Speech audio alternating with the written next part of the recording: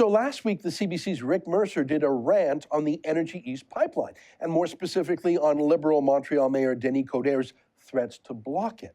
He wants to stop this pipeline because there's not enough in it for Montreal, there's not enough money in it for Quebec. Now, at the risk of sounding like someone who cares deeply about a national federation, Denis, try to wrap your head around this. This has nothing to do with Montreal. I was really pleased to see that video on the CBC because they're pretty much anti-oil sands, anti-pipelines all the time over there, so this was a refreshing change for the CBC. There's only one other pro-oil sands voice allowed on the CBC, and it's Rex Murphy, and I don't think it's a coincidence that both Murphy and Mercer are from Newfoundland. They know how important the oil sands have been to Newfoundlanders as an economic engine, how it saved thousands of Newfoundland families from destitution after the fish went away.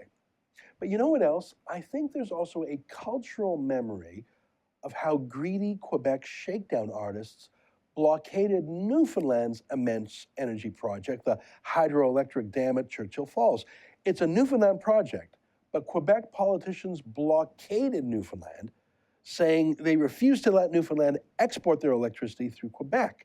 Newfoundland had to sell it to Quebec at shakedown prices in an unconscionable 65-year-long contract. According to former Newfoundland Premier Danny Williams, each year Newfoundland makes about $63 million off the project, and each year Quebec makes about $1.7 billion off the project, because who do you think Ottawa was going to side with? That's exactly what Denis Coderre wants to replicate now. And it won't just steal from Alberta and Saskatchewan, it will steal from New Brunswick, the destination for this oil pipeline.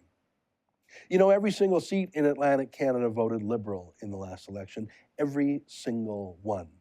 They're good Liberals, though, docile and compliant, obedient and submissive. Not one of them has lifted up their voice out of concern for their region. They're taken for granted by Trudeau, and they don't seem to mind. Funny, I never thought of Newfoundlanders as being short of words, but other than Rex and Rick, they've all decided to do a Churchill Falls on themselves. That's a neat trick, and one their region will be paying for probably 65 years. For the Rebel.media, I'm Ezra Levant.